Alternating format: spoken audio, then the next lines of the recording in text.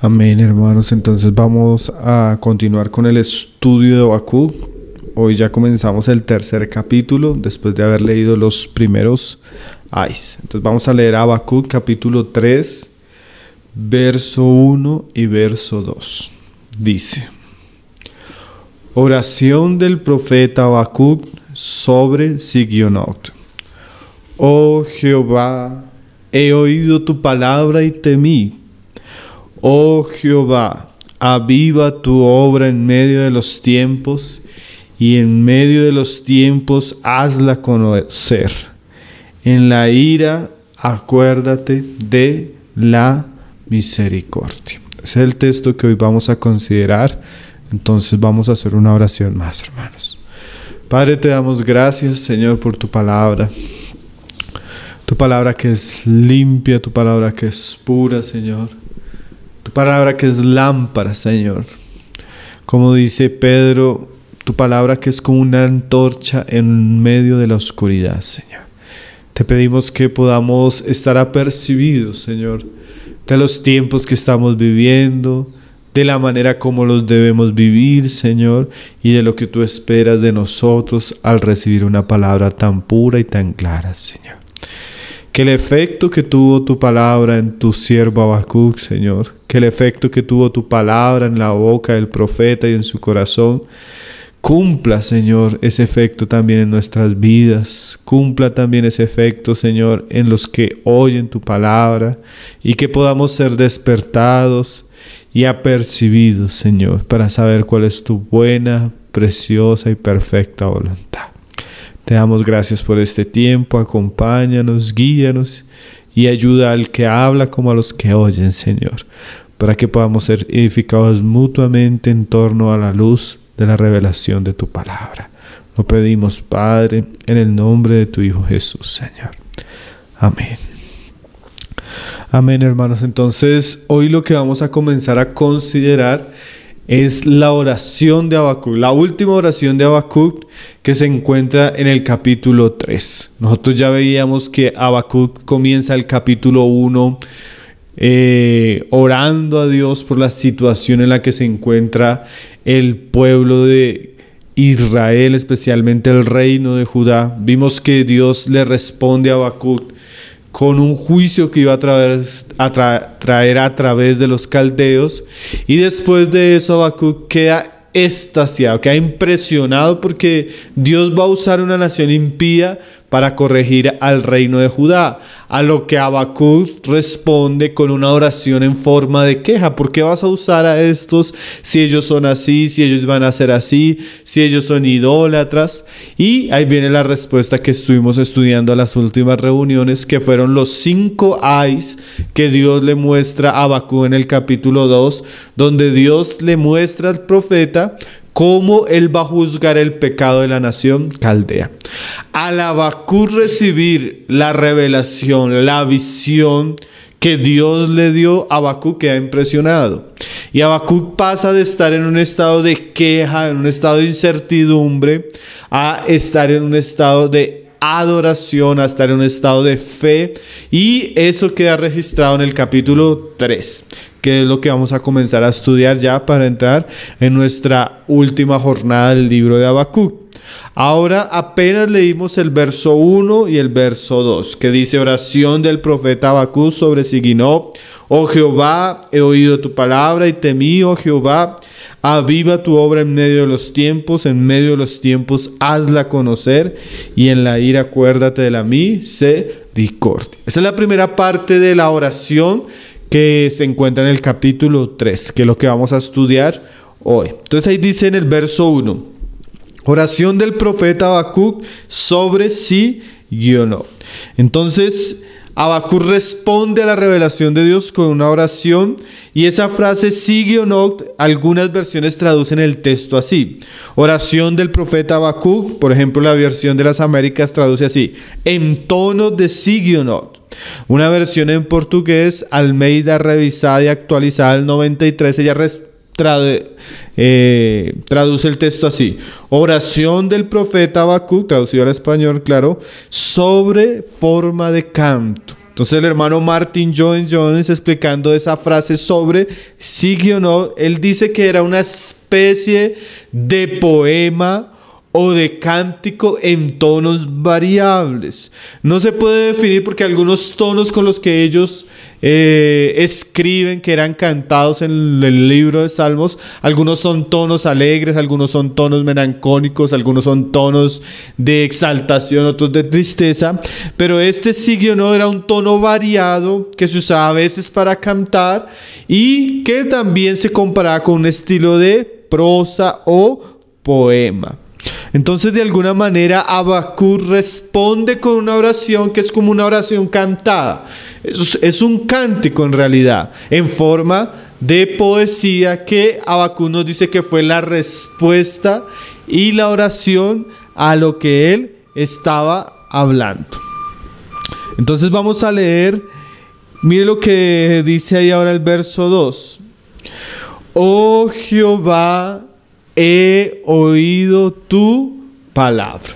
Entonces la oración, el cántico o el poema que Habacuc va a escribir, que realmente es sumamente hermoso, que realmente ha trascendido hasta nuestros días y como dicen algunos autores es una de las expresiones de adoración más recordada y más hermosa del Antiguo Testamento, es fruto de algo. Habacuc aquí hablándonos no es el mismo Habacuc del capítulo 1 en las dos primeras oraciones.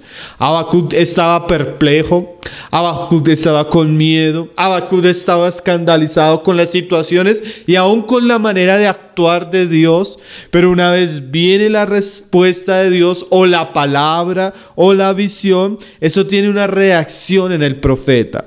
Recordemos allá Habacuc 2, verso 2 que dice: y Jehová me respondió y dijo, escribe la visión y declárala en tablas, para que corra el que leyere en ella. Recordamos que el Señor tenía la intención que la palabra que él había dicho para el profeta tuviera o fuera con el objetivo de que cualquier persona la pudiera leer.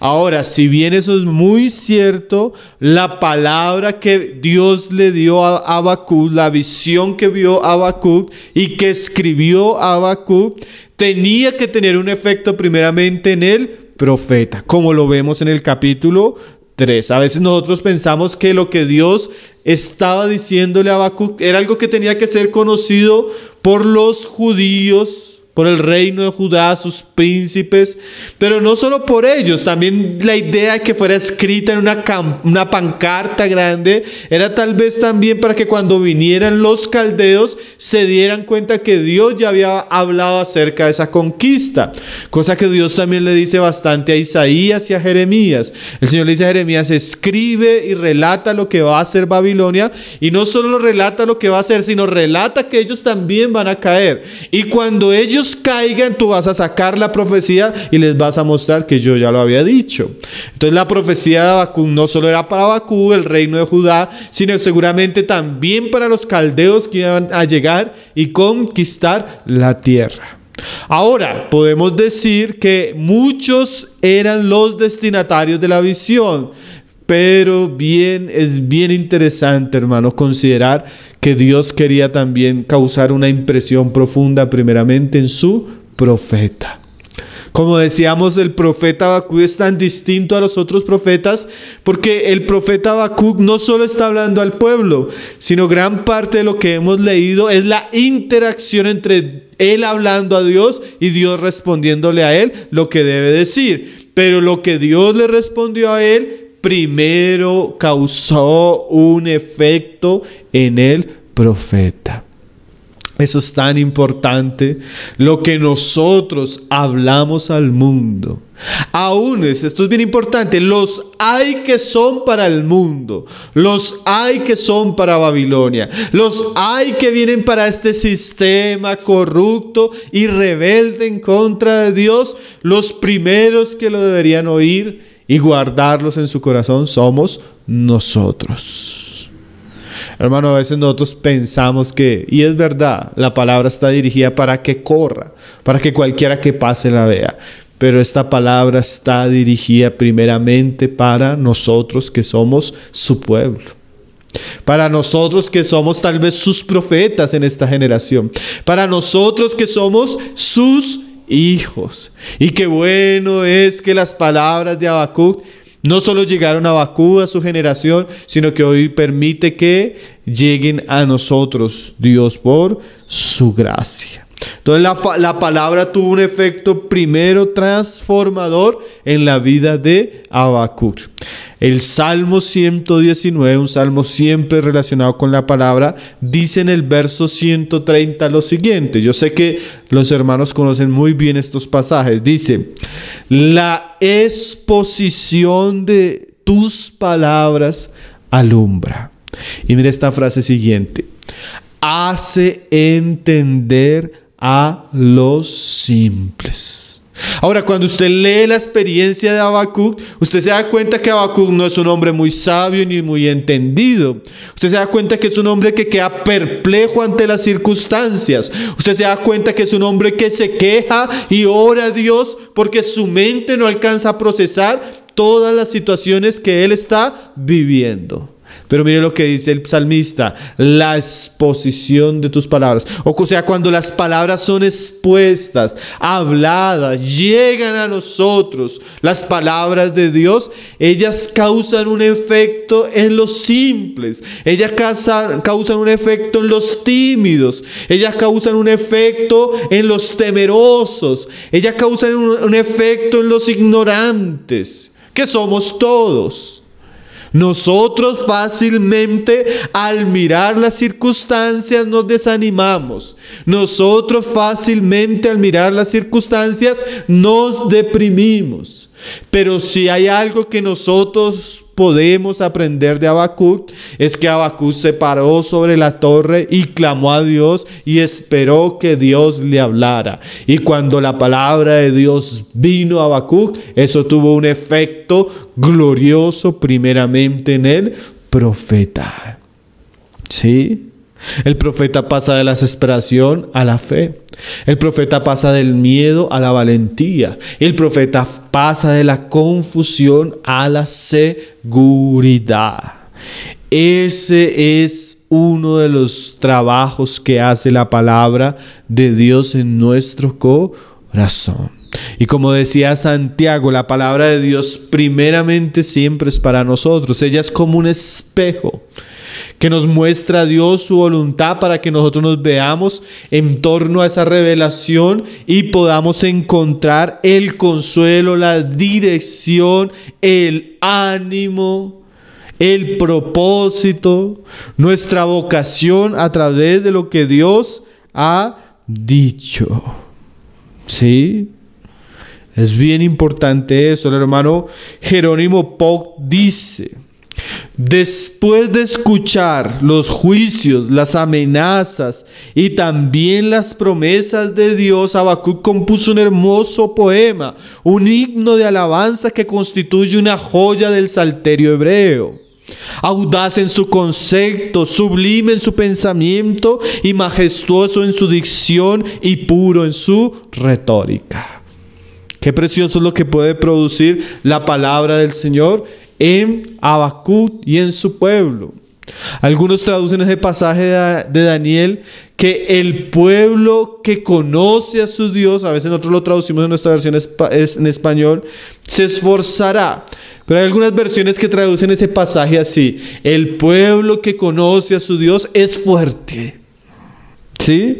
El conocimiento de Dios, de su obra y de sus caminos son el más grande antídoto que tiene el pueblo de Dios para la desesperación.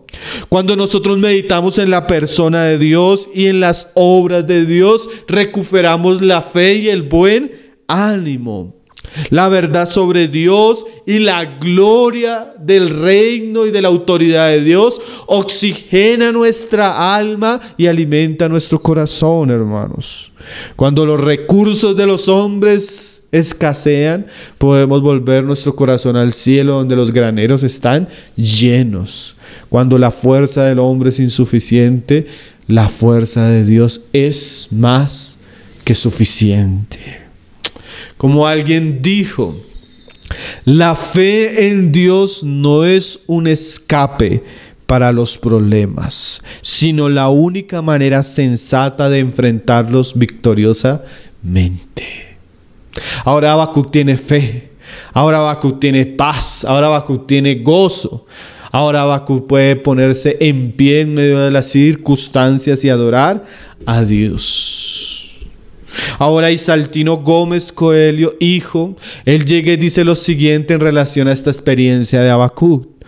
Por esta razón necesitamos escuchar la palabra divina, ya sea a través del estudio personal de las Escrituras, ya sea a través de nuestra participación en los servicios cristianos, escuchando mensajes bíblicos. La palabra de Dios, cuando se escucha con sinceridad y seriedad, produce en nosotros una visión mucho más clara acerca de quién es Dios, de cómo Él actúa, proporcionándonos grande seguridad y fe. Qué importante, hermano, y qué bueno es que el Señor nos permita estar juntos delante de la palabra de Dios, porque la palabra de Dios siempre produce en el corazón de los oyentes algo, cuando es oída con fe, con amor y atesorada en el corazón. Ahora miremos la oración de Habacuc. Dice ahí Habacuc 3:2: Oh Jehová, he oído tu palabra. Damos gracias al Señor porque la palabra que oyó Habacuc también la hemos oído nosotros. Ahora miremos las reacciones que tiene Habacuc y su oración, porque una oración genuina es una oración que está empapada de la verdad. Es una oración que está empapada de la palabra de Dios. Es más, nosotros podríamos decir, como lo vamos a ver, que es un asunto que siempre está junto. Antes de mirar la oración, mire la actitud de Habacuc. Dice ahí: he oído tu palabra, dice, y temí. ¿Sí? Eso es bien importante, hermanos. Habacuc, al escuchar la visión, al ver la visión, al escribir la visión, como decíamos ahora, el primero que reacciona es él. Y su reacción es que él siente un profundo temor solemne delante de lo que acaba de oír. ¿Sí? Nosotros podemos decir que Habacuc fue muy osado de la manera que oró. Señor, ¿por qué permites? ¿Cómo vas a usar esto? ¿Acaso no tienes cuidado de esto? ¿Sí?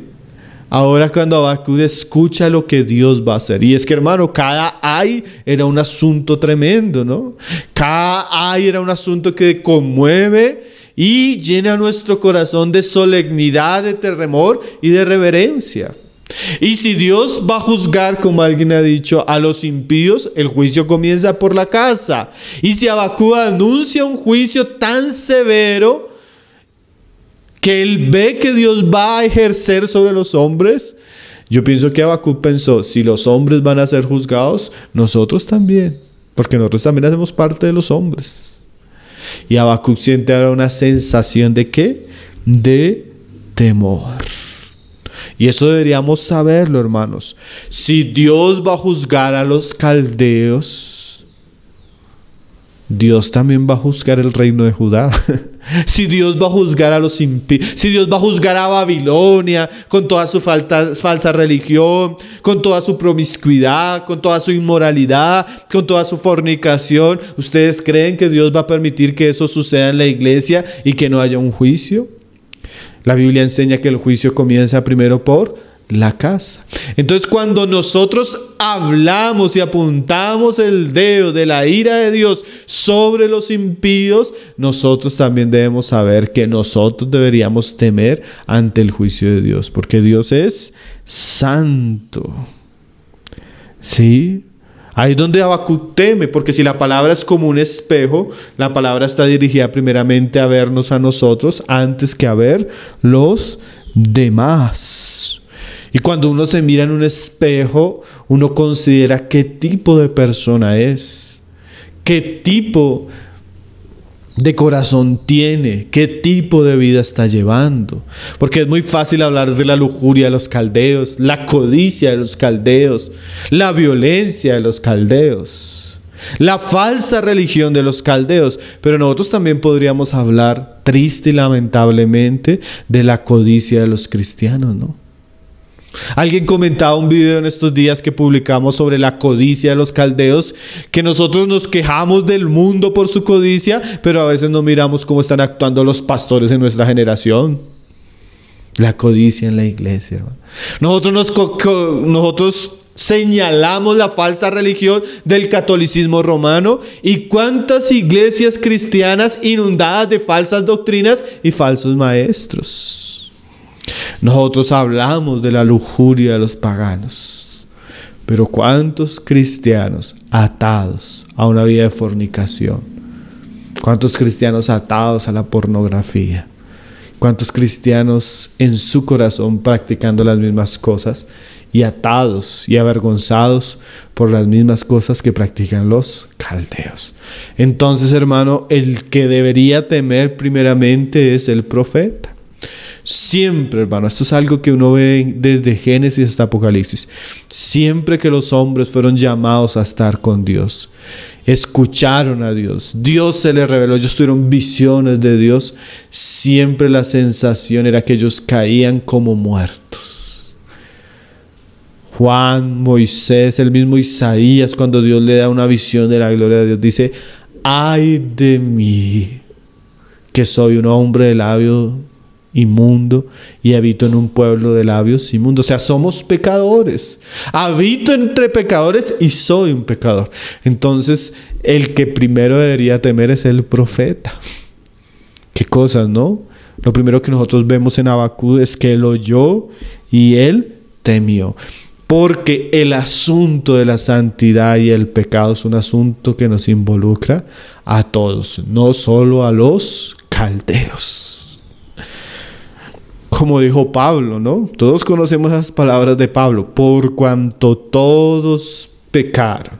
O sea, si Dios pone a denunciar el pecado del hombre, yo creo que Habacuc, cuando estaba escuchando los ay de Dios sobre este mundo, yo creo que Habacuc comenzó a pensar en su vida, en su andar y en lo que él ha hecho. Y eso es una reflexión tan necesaria, hermano. La palabra primeramente es para nosotros, nuestra vida, nuestro andar y lo que estamos haciendo. Dios tenga misericordia de nosotros, porque Jesús también enseñó más adelante, ahí en Lucas 12:47, estas palabras: aquel siervo, pensemos en este momento en Habacuc, que conociendo la voluntad de su Señor, no se preparó ni hizo conforme a su voluntad, recibirá muchos azotes. O sea que el conocimiento de la voluntad de Dios debe llevarnos a nosotros primeramente a prepararnos y a ser conforme a su voluntad, porque entre mayor conocimiento, más responsabilidad. Dios va a castigar más severamente a aquellos que conocieron su voluntad. O sea, yo pienso que Habacuc tenía una responsabilidad mayor a otros en su generación, porque a él le habló Dios primero para que él hablara a otros, y eso genera temor. Hermano, hoy la gente quiere ser llamado profeta. Hoy la gente quiere tener cierta responsabilidad de hablar la palabra, y es necesario. Yo pienso que más que nunca nuestra generación necesita hombres como Habacuc.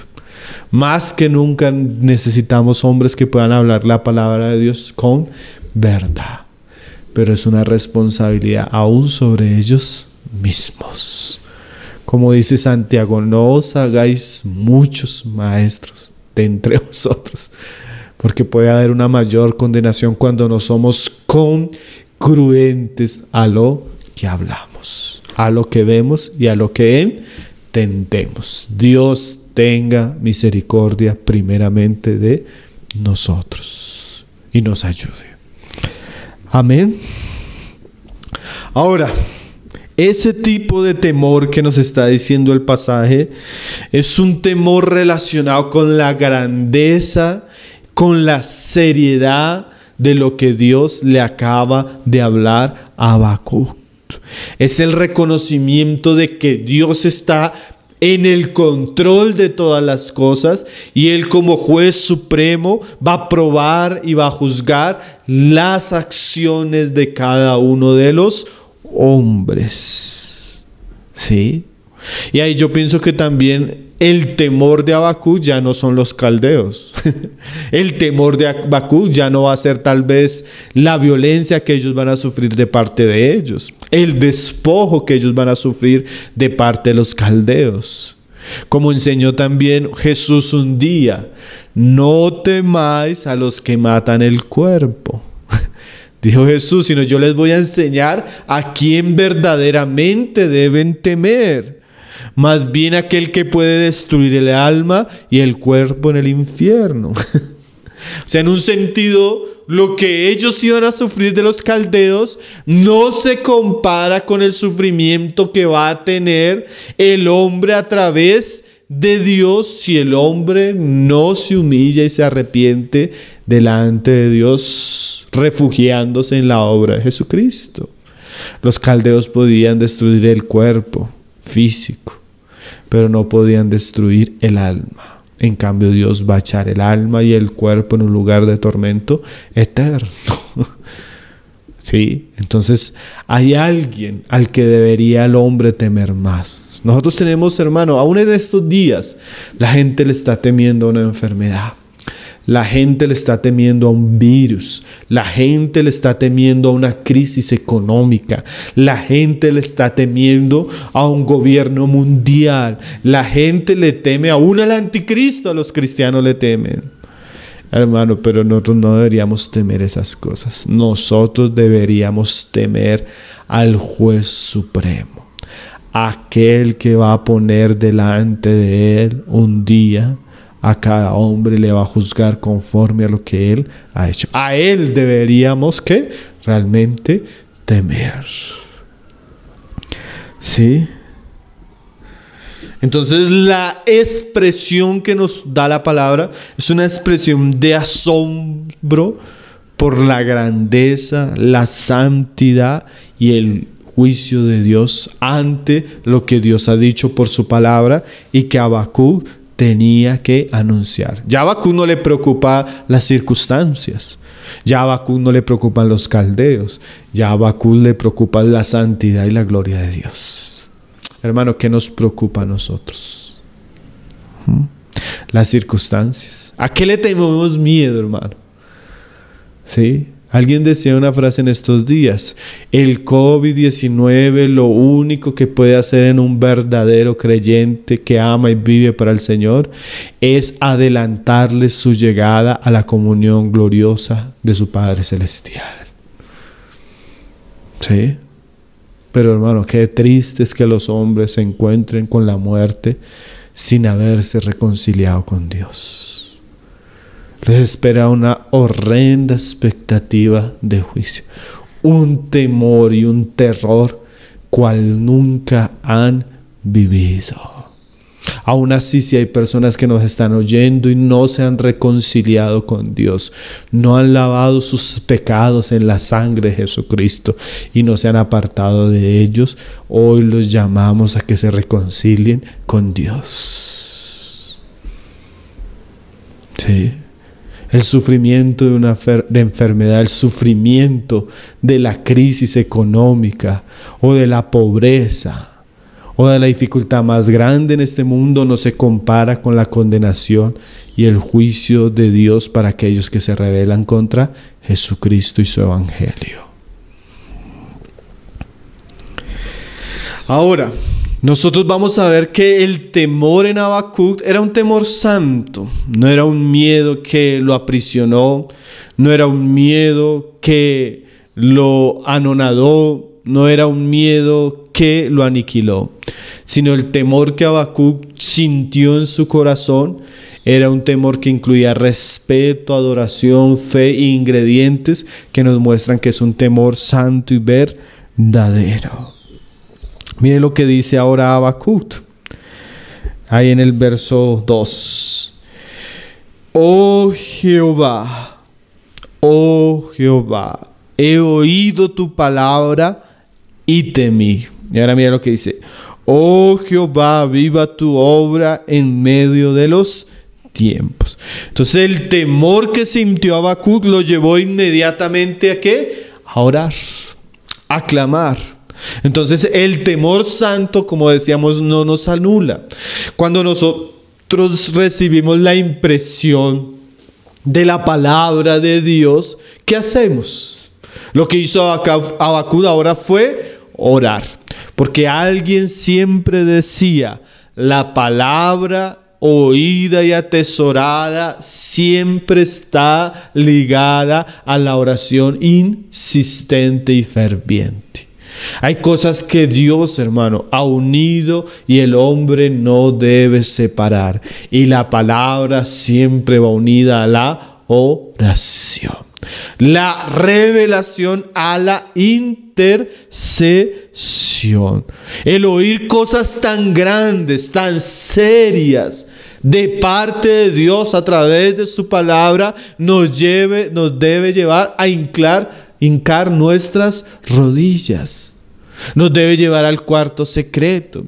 Nos debe llevar a la oración corporativa. Nos debe llevar al clamor incesante. Siempre que la iglesia y el pueblo de Dios fue fiel a la palabra y se dedicó a la oración, siempre la iglesia fue triunfante, hermano. Pero cuando la iglesia abandona la trinchera de la oración y se deja llenar por espíritus de enseñanzas falsas, la iglesia va rumbo a la apostasía. Una iglesia viva, una iglesia fuerte, una iglesia saludable, es una iglesia que ama y atesora la palabra de Dios, pero también construye puentes de oración. Ahora miremos la oración de Habacuc. Dice ahí: oh Jehová, aviva tu obra en medio de los tiempos. Habacuc ya había orado. Esa era una virtud que él tenía. Él oraba y él exponía su queja delante del Señor. Pero es diferente la oración de los primeros capítulos a la oración del capítulo 3. ¿Por qué? Porque Habacuc ahora tiene una visión diferente y su oración sobre las circunstancias es diferente. Antes él estaba preocupado por el pueblo, por los justos del pueblo. Antes él estaba preocupado por la situación que iba a acontecer con el cautiverio babilónico. Antes él estaba preocupado por la violencia de los caldeos, la maldad, la idolatría de ellos. Y él de alguna manera estaba pidiendo auxilio, estaba pidiendo intervención, estaba pidiendo que Dios los ayudara en las situaciones. Mas ahora la situación cambia. En realidad la situación no cambia. El corazón y la mente de Habacuc cambió y su oración cambió, aunque las circunstancias externas seguían siendo las mismas. ¿Por qué? Habacuc entiende que hay eventos que están sucediendo que son inevitables. Habacuc entiende que hay eventos que están sucediendo y van a suceder que son retribución justa a los pecados de los hombres. Y a veces nosotros deberíamos entender eso, hermanos. Hay eventos que los hombres viven que son inevitables y son la justa retribución del pecado, el orgullo y la maldad de los hombres. Pero, ¿por qué ora Habacuc ahora? Por la obra de Dios. ¿Sí? Habacuc ya no está sintonizado en las necesidades, ya no está sintonizado en las circunstancias. Habacuc está sintonizado en clamar por aquella obra que Dios está haciendo y seguirá haciendo. Hermanos, a veces es un gran problema para la iglesia cuando no entiende qué es lo que Dios está haciendo y la iglesia está más preocupada en otras cosas que en lo que Dios está haciendo. A veces en estos días nosotros podremos estar preocupados muchos por las estadísticas, ¿cierto? ¿Cuánta gente está muriendo? ¿Cuántos se están infectando? ¿Qué va a pasar con la crisis económica? ¿Cómo está mi alacena en mi casa? ¿Cierto que eso es una preocupación a veces muy apremiante en nuestro corazón? Más cuando nosotros somos impactados, impresionados, expuestos a la luz divina, la palabra tiene un efecto en nosotros y nuestra oración cambia. Ahora mire lo que ora Habacuc: aviva tu obra en medio de los tiempos. O sea, la prioridad de Habacuc ya no es ni siquiera el reino de Judá ni los caldeos que vienen, sino la preocupación de Habacuc es la obra de Dios. Y mire esa palabra que usa Habacuc, aviva. Algunos intérpretes del hebreo llegan y dicen que esta palabra significa, o primeramente se puede entender como preserva o mantén viva tu obra.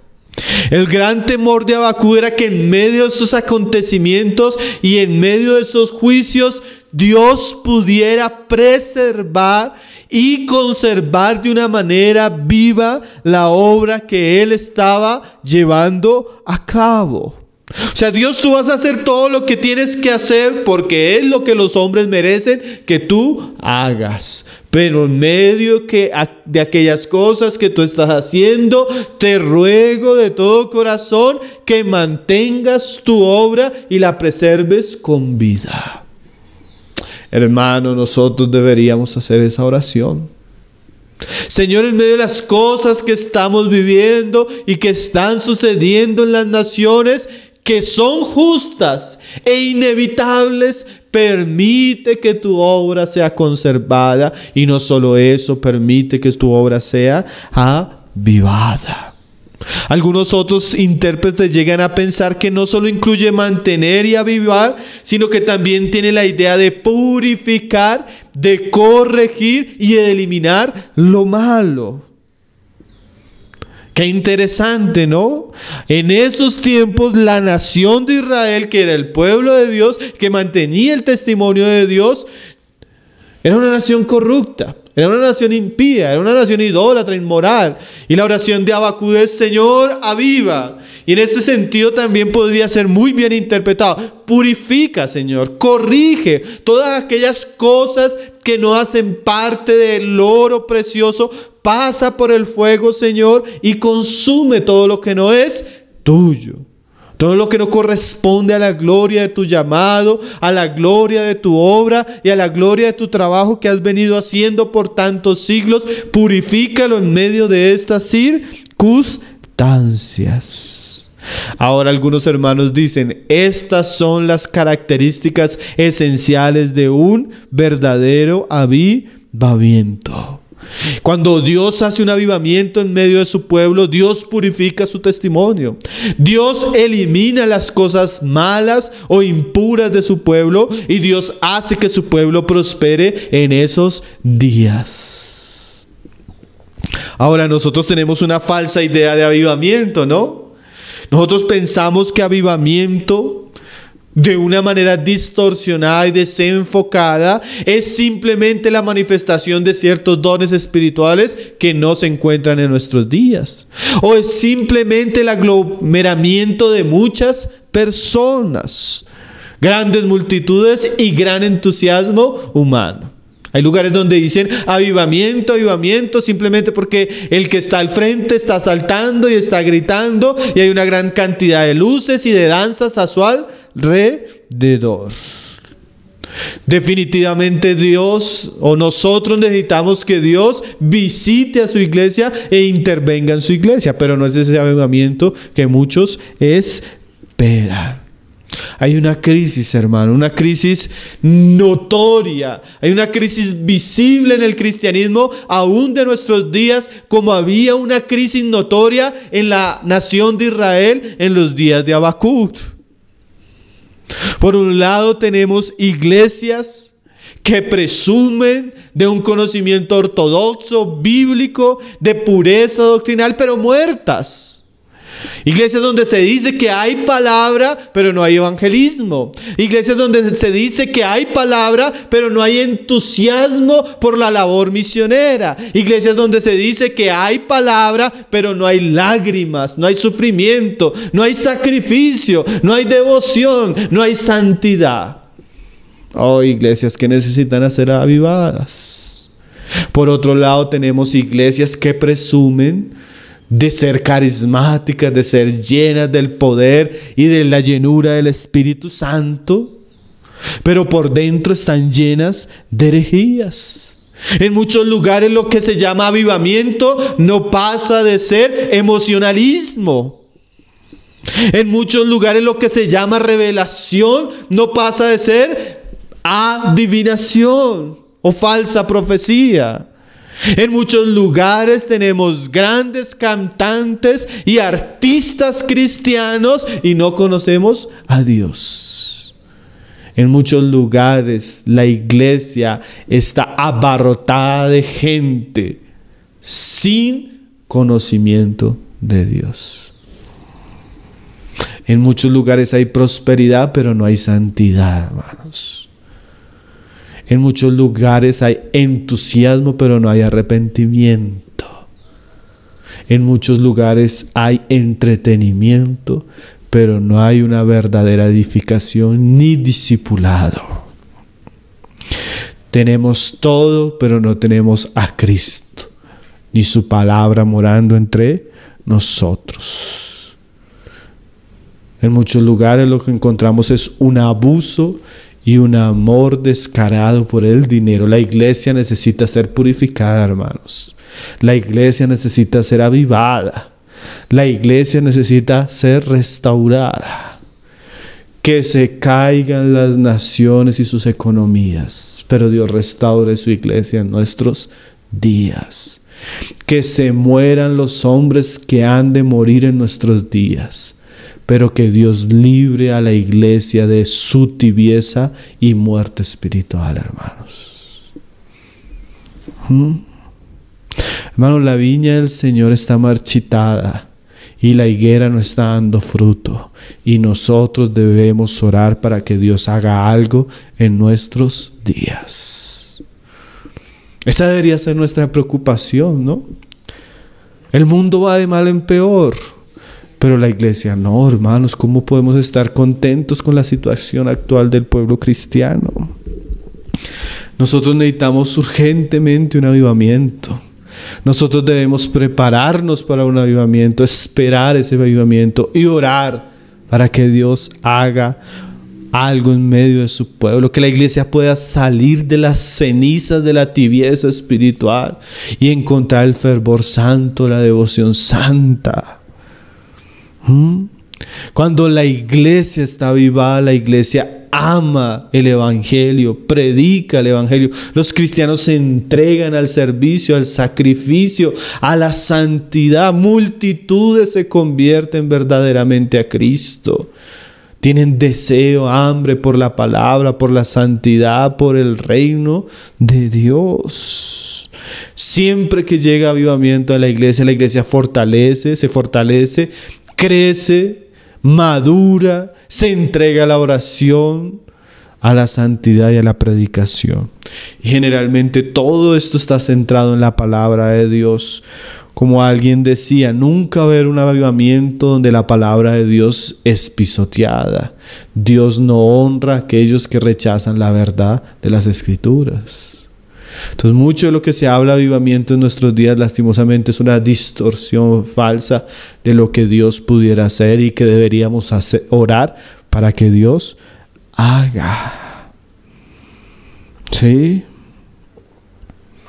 Hermanos, y como decíamos ahora, no existe o no debería existir mayor preocupación actual en nosotros que esto.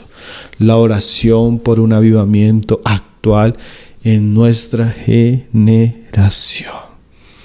Es muy precioso leer las cosas que Dios ha hecho en el pasado, pero eso no nos hace participantes de eso. Yo leo el libro de Hechos y yo decía a mis estudiantes que nosotros deberíamos leer el libro de Hechos con lágrimas y con nostalgia. de las cosas que Dios hacía, de la manera como Dios usaba a su iglesia, a sus siervos.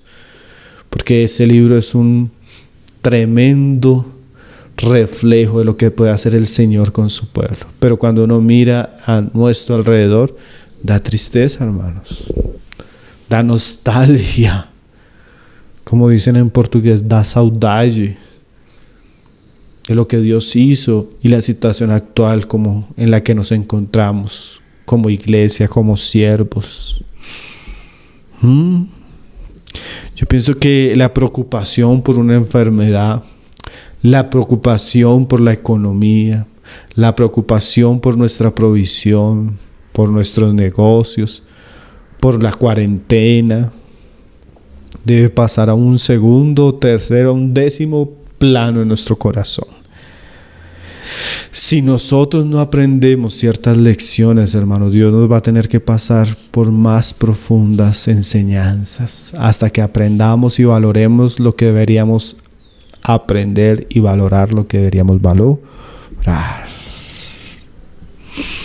Como alguien decía, si no nos interesa la pureza y el bienestar de la iglesia, esto representa que hay un serio problema espiritual de ceguera en nuestros corazones.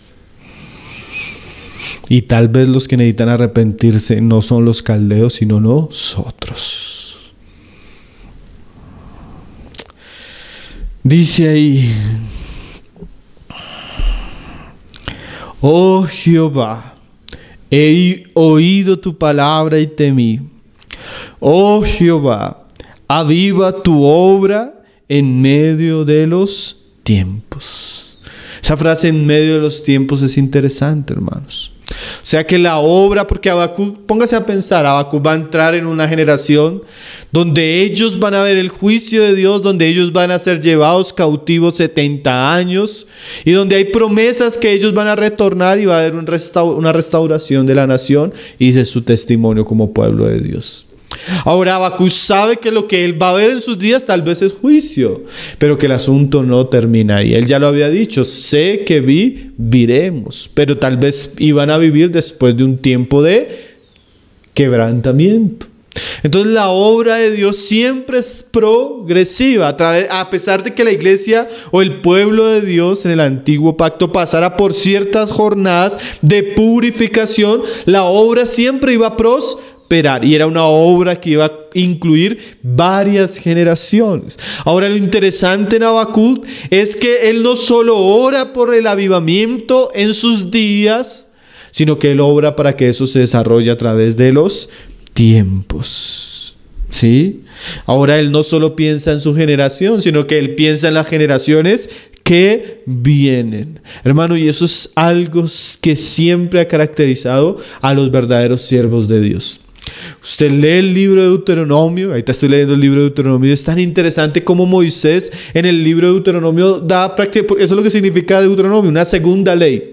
O sea, todo lo que Dios había dicho, había enseñado, ahora Deuteronomio lo vuelve a enseñar. ¿Para qué? Porque ahora ellos no están en Egipto ni en el desierto, sino que ahora ellos van para la tierra prometida, y aunque Moisés, por lo que él hizo, no va a entrar allá, él está muy interesado que antes de que ellos entren allá, tengan bien en cuenta los mandamientos de Dios, y él hace una aplicación de todos los mandamientos de Dios cuando ellos estén allá. ¿Qué nos muestra? Moisés se iba, pero él estaba muy preocupado que la siguiente generación, que era la que iba a poseer la tierra, pudiera cumplir lo que Dios ya les había dicho. Hermanos, cuando uno ve a Jesús orando, él no solo está orando por sus discípulos, ¿cierto? Él está orando por los que habrían de creer. O sea, Jesús también está pensando en las siguientes generaciones. Cuando usted lee la segunda epístola de Pedro y cuando usted lee la segunda epístola de Pablo a Timoteo, usted ve que Pedro, aunque ya sabe que va a partir, él está recordándole a los cristianos para que cuando él no esté, la palabra de Dios esté presente en ellos. Y lo mismo Pablo hace con Timoteo y aquellos que deben recibir la palabra de Timoteo. ¿Qué es esto? Mire lo que dice el salmista en el capítulo 45, en el Salmo 45, verso 17. Mire la palabra del salmista, hermano. Haré perpetua la memoria de tu nombre en todas las generaciones. Usted ve la intención del salmista de que el nombre del Señor quedara perpetuamente en la memoria de todas las generaciones. Usted ve cómo el salmista quiere también, así como Habacuc, que la obra de Dios no solo sea manifiesta en sus días, sino que sea manifiesta en las siguientes generaciones. Hermanos, a veces nosotros somos tan egoístas que a veces decimos cuán bueno sería que el Señor nos llevara ya y dejáramos de sufrir. Hermanos, solo pensamos en nosotros, ¿cierto? En nuestro descanso, en nuestra satisfacción, aún en nuestra comodidad, hermanos. Pero ¿será que estamos pensando en el testimonio de Dios y las siguientes generaciones? Pensemos, ¿estamos pensando en nuestros hijos y el testimonio que le va a quedar a ellos? A veces nosotros pensamos en la iglesia solo por lo que nosotros estamos, pero una preocupación que nosotros deberíamos tener es ¿cómo va a ser la iglesia en la cual van a estar nuestros hijos, nuestros nietos? ¿Qué tiempos van a enfrentar ellos? ¿Los estamos preparando para esa realidad? ¿Estamos orando por esa realidad? A veces nuestra oración es tan egocéntrica, hermano. Gira solo en nosotros. Y con el tiempo, hermano, uno comienza a visitar iglesias, conocer iglesias de puros ancianos. Una generación que si podemos decir, vivió cierta realidad, pero se petrificó y quedaron ellos como un monumento a lo que Dios hizo algún día. Mas no hay una nueva generación. No se está preparando otra que siga después. Y hay un descuido en el testimonio de Dios. Y no existe peor problema para el pueblo de Dios cuando la generación que se levanta, la siguiente, no conoce a Dios. A veces, hermano, nosotros nos enorgullecemos de tener hombres ancianos llenos de la palabra de Dios. Pero, hermano, debería ser una mayor alegría, y no solo alegría, una mayor preocupación tener hombres jóvenes que puedan relevar a esos que ya están pasando y van a pasar. Porque como dijo John Wesley, Dios entierra a sus siervos y su obra continúa. Mas debemos preocuparnos por los que han de continuar, así como por los que ya están haciendo su obra. Debemos orar por ellos, interceder por ellos. Pero si nosotros somos sabios y entendemos que la obra de Dios es progresiva, vamos a estar orando por una nueva generación que se levante y continúe con el testimonio de Dios. Imagínese, yo me ponía a pensar esto. Habacuc ora, Señor, aviva tu obra en medio de los tiempos. Ahora, Dios permite que venga Babilonia y el cautiverio llegue para el reino de Judá. Pero ¿saben qué es lo interesante, hermano? Dios escuchó la oración de Habacuc. ¿Por qué? Porque en medio del tiempo del cautiverio, Dios despertó a un Daniel y a unos amigos. Y después Dios despertó a un Esdras y a un Nehemías. Y después, cuando ellos volvieron, Dios despertó a un Juan el Bautista. Y después Dios despertó a un Pedro, a un Juan, a un Santiago, a un Andrés. Y después Dios despertó a un Timoteo, a un Marcos.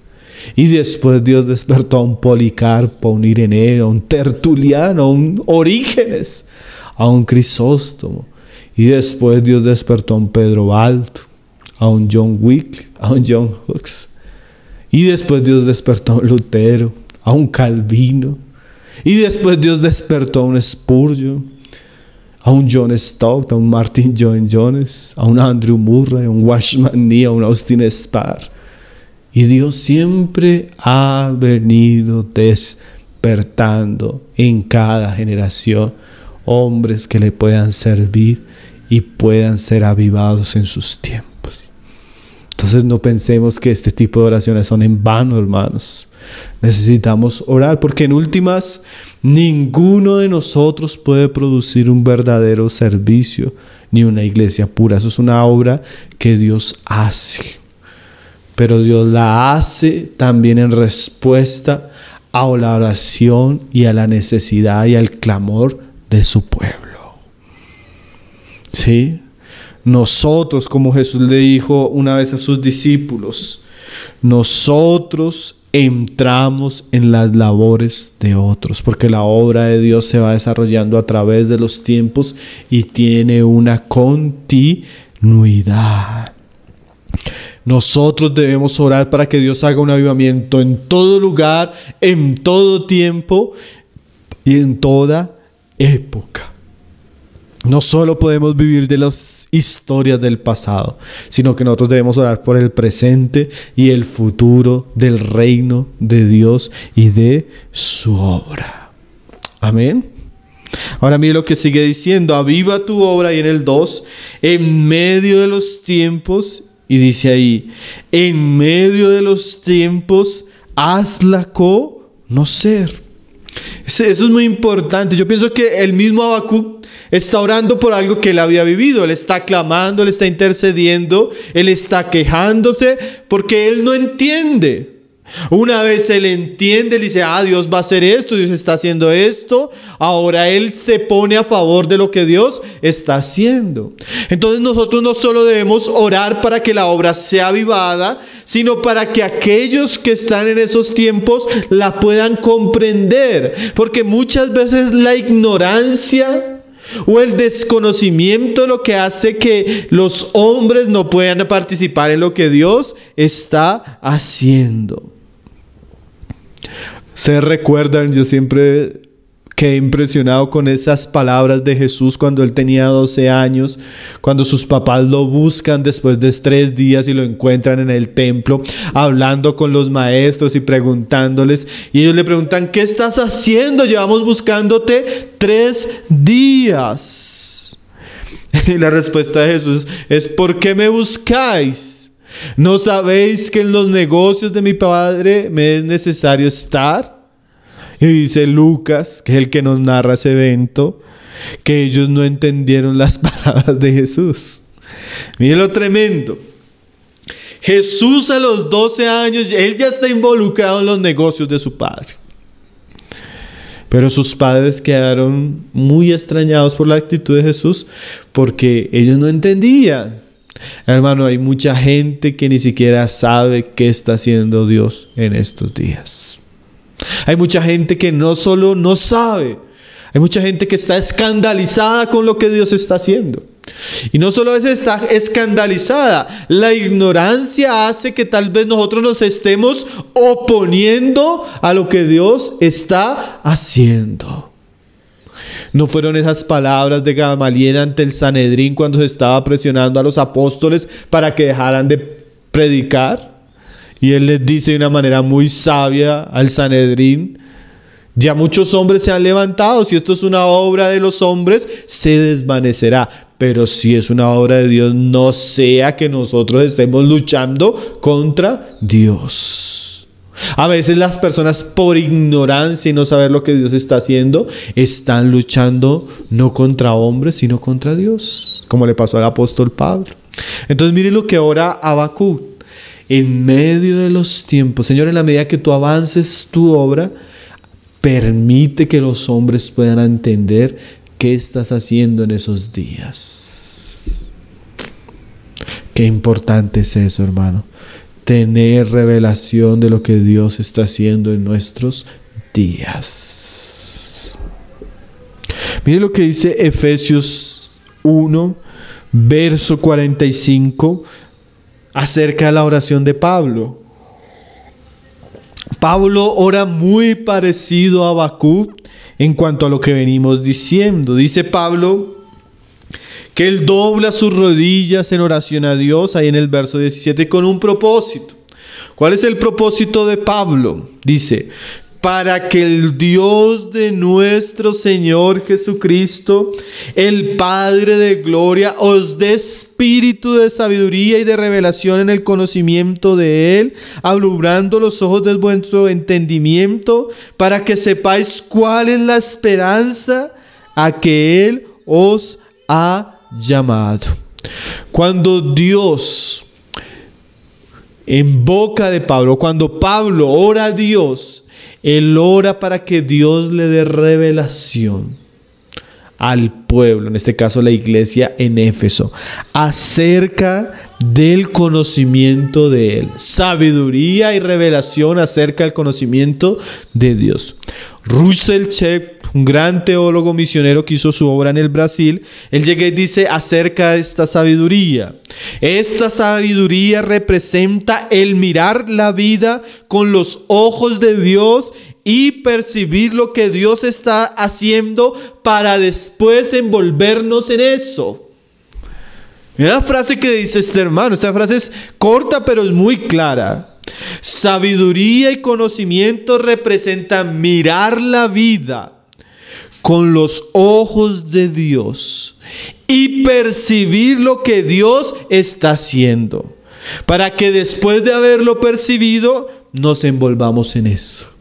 O sea, Dios está diciendo, Pablo le está diciendo a Dios: Dios, dale revelación de ti y dale sabiduría para que ellos comprendan quién eres y lo que estás haciendo y cómo los has involucrado con un gran llamamiento a participar en eso. Si la iglesia entendiera, hermano, quién es Dios, qué está haciendo Dios y cómo Dios nos ha permitido participar y quiere que participemos en eso, la iglesia cambiaría radicalmente sus caminos.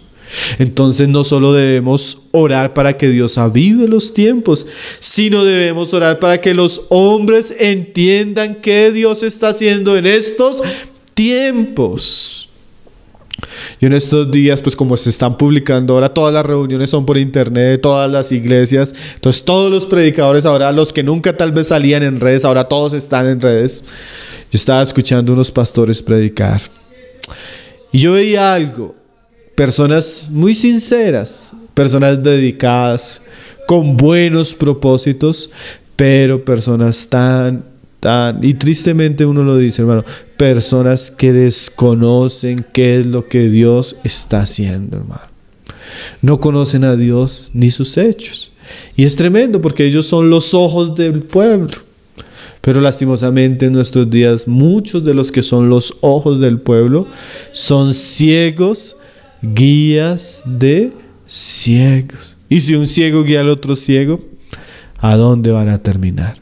Hermano, necesitamos orar para que Dios tenga misericordia y les alumbre el entendimiento, les dé espíritu de revelación y de conocimiento de Él. Porque seguramente que estos hombres y mujeres, que muchos son, hay unos que sí son unos falsos, hay unos que sí son unos sinvergüenzas, mentirosos, herejes en medio de la viña del Señor. Pero hay hermanos que son sinceros, pero están tan errados, hermano. Más deberíamos orar: Señor, abre el entendimiento. Señor, dale sabiduría. Muéstrales cuál es tu obra en estos días. Dice: alumbrando los ojos de vuestro entendimiento para que sepáis cuál es la esperanza a que Él os ha llamado. Hay una esperanza, hermano. Hay un reino, hay una labor, hay una obra y necesitamos saber a qué Dios nos ha llamado. Y eso solo se da cuando Dios abre los ojos de nuestro entendimiento y nos muestra cuál es su obra. ¿Cómo le pasó a Habacuc? ¿Sí vio cómo cambió a Habacuc? Él entendió cuál era la obra de Dios en medio de ese tiempo y su actitud cambió. El entendimiento y el conocimiento de Dios es transformador, hermano. Citábamos el pasaje de Daniel, se los leo. Dice: el pueblo que conoce a su Dios, hermano, dice, se esforzará. Hay una relación entre nuestro trabajo y nuestro conocimiento. Si yo conozco a Dios, la obra de Dios, yo me voy a esforzar por participar en eso.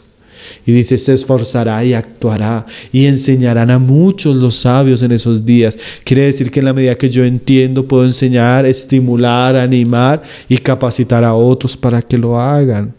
Mas cuando los hombres ni siquiera entienden qué está haciendo Dios, ¿cómo pueden participar? Dios abra los ojos del corazón de aquellos que están sirviendo para que ellos puedan ver y entender cuál es la obra de Dios en estos días también. Volvamos para ir terminando ya, hermanos, ahí en Habacuc. Habacuc 2, 3, 2. No pudimos pasar hoy de ese pasaje. Un pasaje corto pero muy significativo, ¿no? Y en medio de los tiempos, hazla conocer. Y Habacuc cierra la introducción de su oración, o el tema que nosotros vamos a terminar, así. En la ira, acuérdate de tú o de la misericordia. Ahora Habacuc pasa a ser un intercesor, hermano. Nosotros a veces tenemos una figura un poco errada de los profetas, porque si bien los profetas tienen la responsabilidad, y más que todos los del Antiguo Testamento, de hablar de los juicios, de la ira de Dios, de la apostasía del pueblo, muchos de estos hombres no hablaban estos asuntos con alegría o soberbia en su corazón. ¿Cómo así? Nosotros podemos hablar de los 5 ayes de Dios sobre la Babilonia con alegría, hermano, con soberbia. O podemos hablar los 5 ayes del Señor sobre Babilonia con lágrimas en nuestros ojos y dolor en nuestro corazón. ¿Dónde se va a ver reflejado eso? El profeta habla delante de los hombres de parte de Dios, pero el verdadero profeta de Dios ora delante de Dios por los hombres.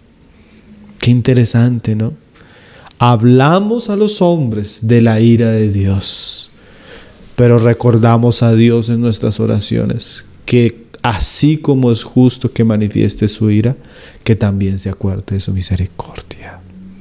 Así como vemos que los juicios de Dios son inevitables, hermano, también oramos para que Dios tenga misericordia en medio de esos justos juicios.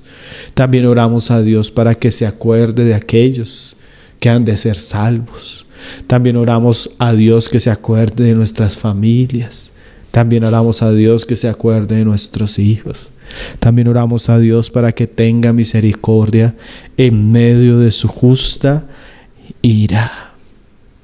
En un libro como este, donde aprendemos de los juicios de Dios serios, temibles, también podemos aprender que hay un atributo al cual podemos acudir en tiempos difíciles, y es la misericordia de Dios.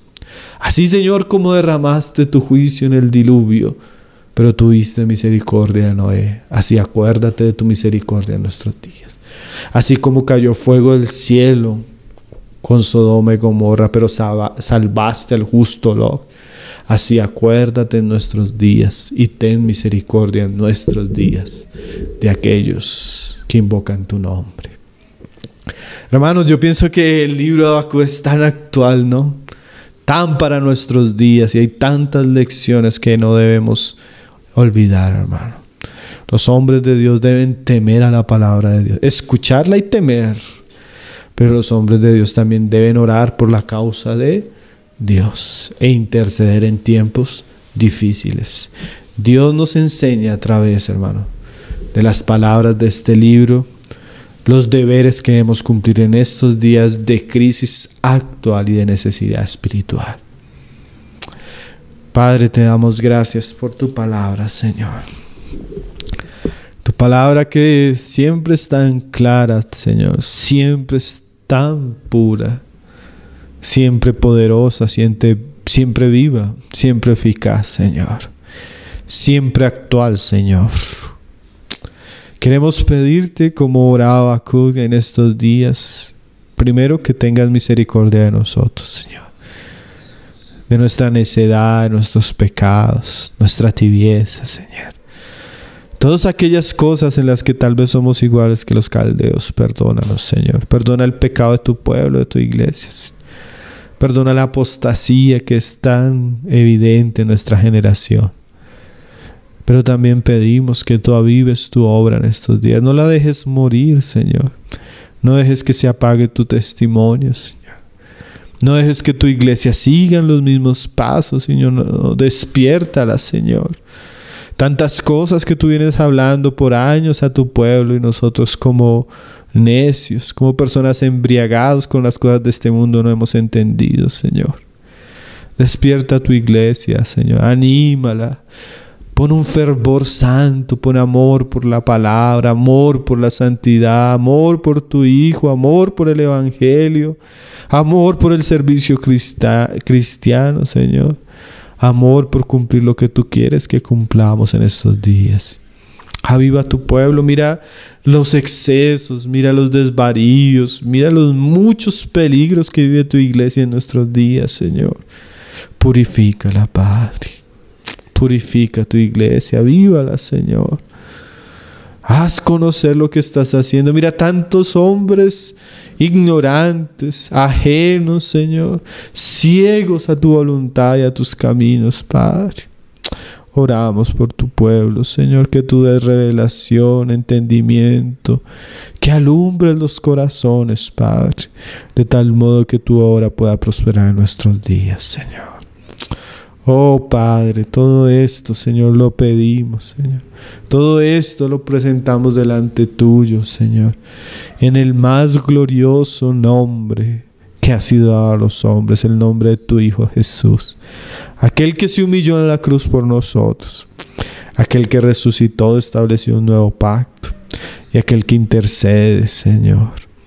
Levanta una esposa santa para tu Hijo, Padre. Prepárala para las bodas del Cordero. Lo pedimos, Señor, en el nombre de tu Hijo Jesús. Amén, Señor.